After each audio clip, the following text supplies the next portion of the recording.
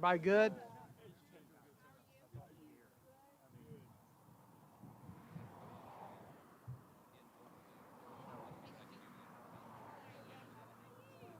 Y'all ready? Good. So I want to thank everybody for coming out this afternoon. It's an exciting day in Columbia, South Carolina. I want to take a few minutes as we talk about railroad elimination and realignment here in Columbia, South Carolina, something that we've been talking about for close to 120 years. First time it was written, it was in 1905. So we're finally addressing the issue. I want to thank the Senator Setzler and Harpootlian for being here, Representative Finley, Council members Brennan, Taylor, Duvall, McDowell, and Herbert, who are all here. I also like to thank Mayor, West Columbia Mayor Tim Miles, Mayor Eastover Gunther, who's here.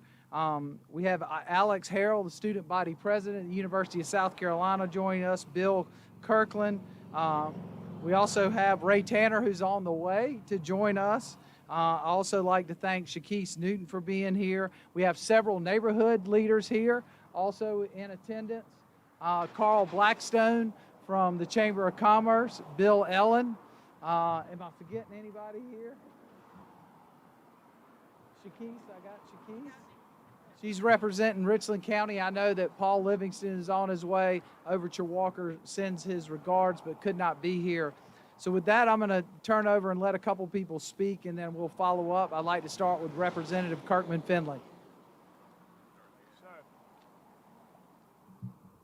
6 months ago, Chairman Smith, Chairman of Ways and Means, and Speaker Lucas, Speaker of the South Carolina General Assembly, or the South Carolina House in the General Assembly, challenged the members of the South Carolina House to think about what would transform their community.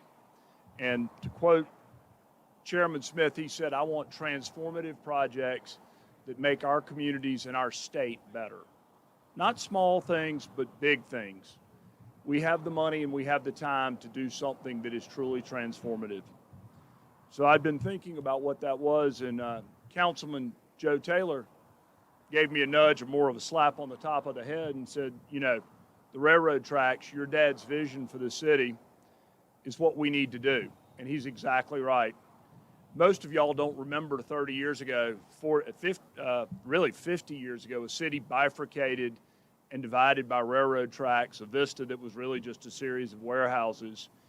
In the early 70s, my dad, working with the city, the county, and the state, and the federal government, was able to get the initial phase of the railroad track realignment and burial done. Therefore, my goal in this budget is to ask for the $35 million to be matched with $15 million or so from the city and county, so that we can reach out to the federal government again 50 years later and hopefully be able to get a matching grant for this $200 to $220 million project. And to lay the vision of what we're looking for on the table: Rosewood, below grade, Assembly Street, UG Street. Everybody in this crowd has been stuck at a railroad track in Columbia, South Carolina.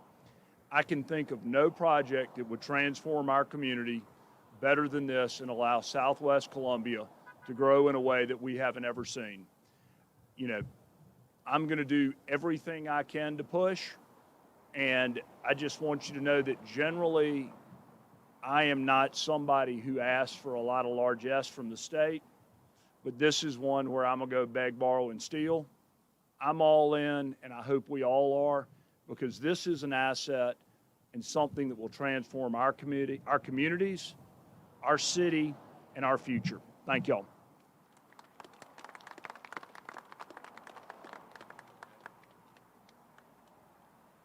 Thank you, Kirk, and thank you, Mary Rickman. Nikki Setzler, where's Nikki? Come up here.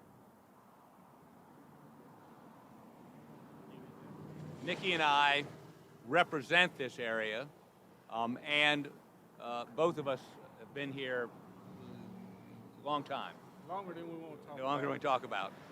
And both of us agree that the railroads have constricted the economic development of this community.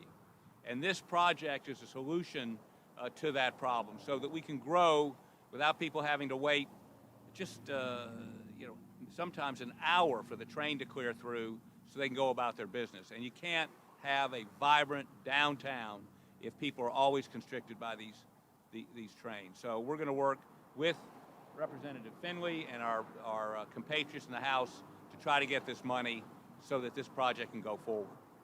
It affects the entire Midlands. It doesn't just affect the city of Columbia. So we're happy to be here and we're happy to work. And this is the kind of cooperation that gets things done. It's bipartisan. It's across the river. It's everybody coming together to make this happen. Thank you. Thank you.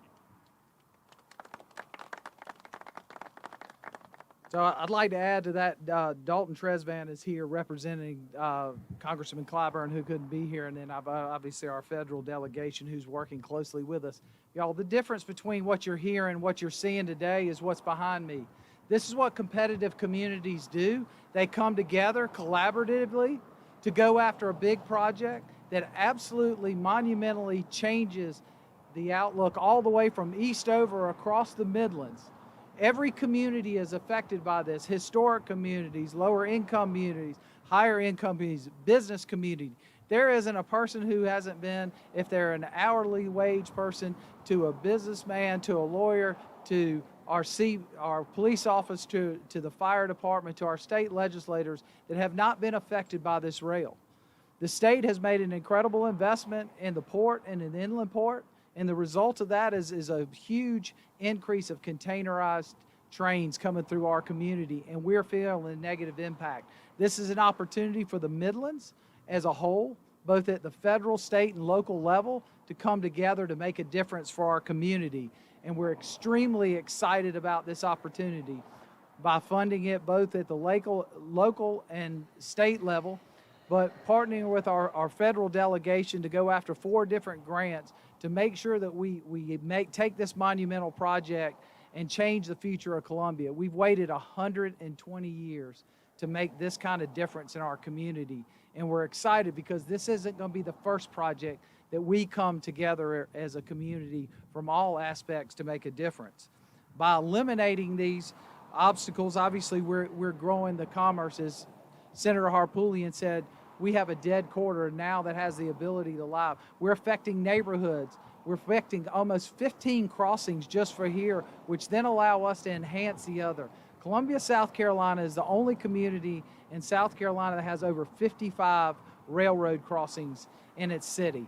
So this is the change. And I have to tell you, by looking behind me and seeing the collaboration, neighborhoods, business people, community leaders, our university, Ray Tanner is here. He's just slipped in the back to show support for the athletic. The university is involved. The students are involved. You just don't see that a lot in South Carolina. And what you're seeing is the new start to collaboration. And I want to thank every one of y'all for being here.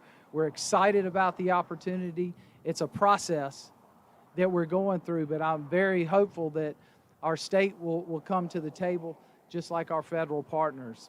With that, I'll open it up for any questions.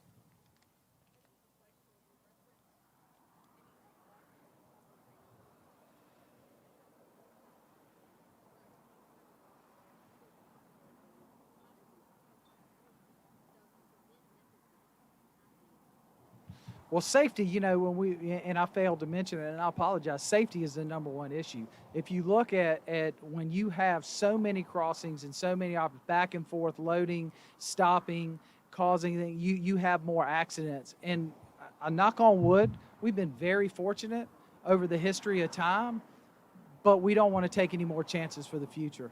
So, this is one of those projects that fits all the way across as we look at railroad safety across the city all at one time.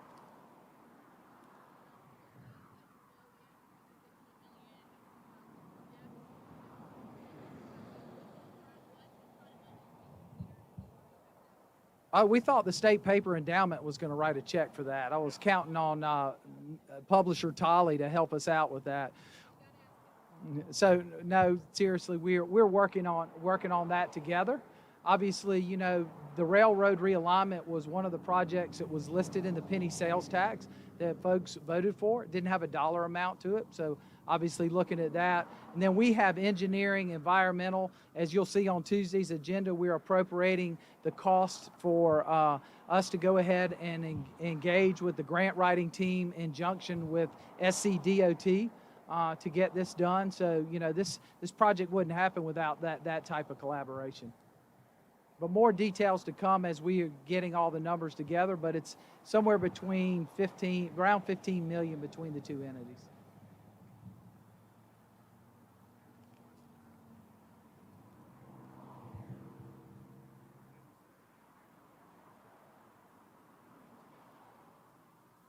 Well, I'm going to tell you right now, Mr. Fastenau, we're going at lightning speed. We're appropriating funds tomorrow. We got an application in to 4 federal grants. We're working with the state. We've done a lot of studies so far, so we've got feasibility studies, so we're on the work. It's not going to happen overnight, but I think you'll see progress in the next 3 to 5 years. Anybody else have a question for any folks here? What? Yes, ma'am.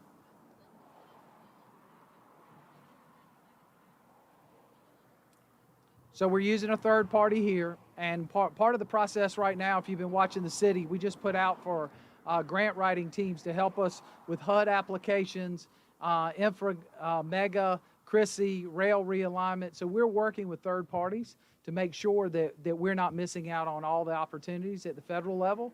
A lot of it's going to be application driven, and so we want to be prepared to take advantage of that, because with all the opportunities that are coming from the federal government, that if we can leverage with our state and our money, we really can monumental change Columbia more than just the railroad, everything from housing to the railroad. So we're going to cover the gamut. Anybody else? Anybody have any parting words? I see the city manager snuck in here. Make sure I recognize her. Is there anybody else that I didn't recognize that's here joining us? All I can say is thank you. As you see, collaboration is the key. Thank you.